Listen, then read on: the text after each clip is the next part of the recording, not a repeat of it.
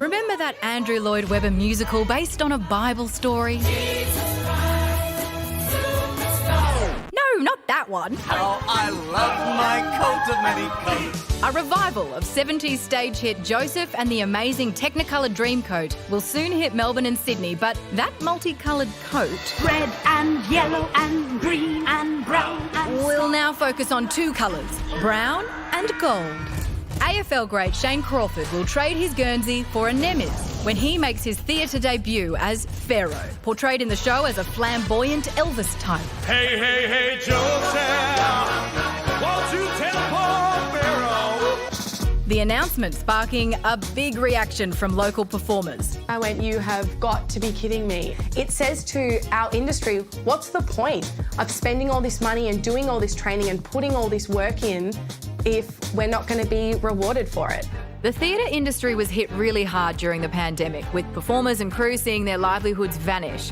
Now, as things open back up, watching footy players take lucrative roles is tough to swallow. This actually has nothing to do with Shane Crawford. We only have a small rotation of shows that come through, which means there's smaller amounts of roles to get. And then to cast someone that isn't trained just stung a little bit more. Stunt casting like Crawford is nothing new. In theatre, film and TV, famous people are often parachuted into unexpected parts. That was smooth. Stunt casting doesn't mean the person can't do the part. It just means there's another headline-grabbing reason for them being there. Like when you make your singer fiancé appear in your story. Oi! Sorry, babe. People sometimes forget about star casting often does bring people who may not necessarily want to go to the theatre or who didn't think about going to the theatre, but now like, yeah, I'll go see Shane. Yeah, I'll go see Crawford do this.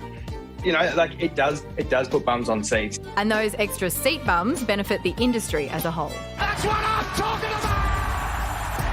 Unfortunately, it's a one-way street. Hawthorn's unlikely to make Phantom of the Opera star Michael Crawford their new midfielder, for instance. I feel a bit sad for the anger and I feel a bit sad for the industry for bagging a show getting up. It just means another 50 to 100 people are now going to work, which is fantastic, which means the industry keeps going. So do local actors have a legit complaint, or is it all just showbiz?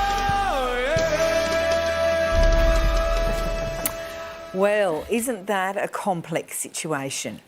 From a simple footballer. Isn't that simple? Well, it's amazing, isn't it? Because he isn't a trained actor, but are we now saying that people who aren't trained actors can't take on roles like that? He has done performance. He's performed before, a lot. Yeah, not in that setting though.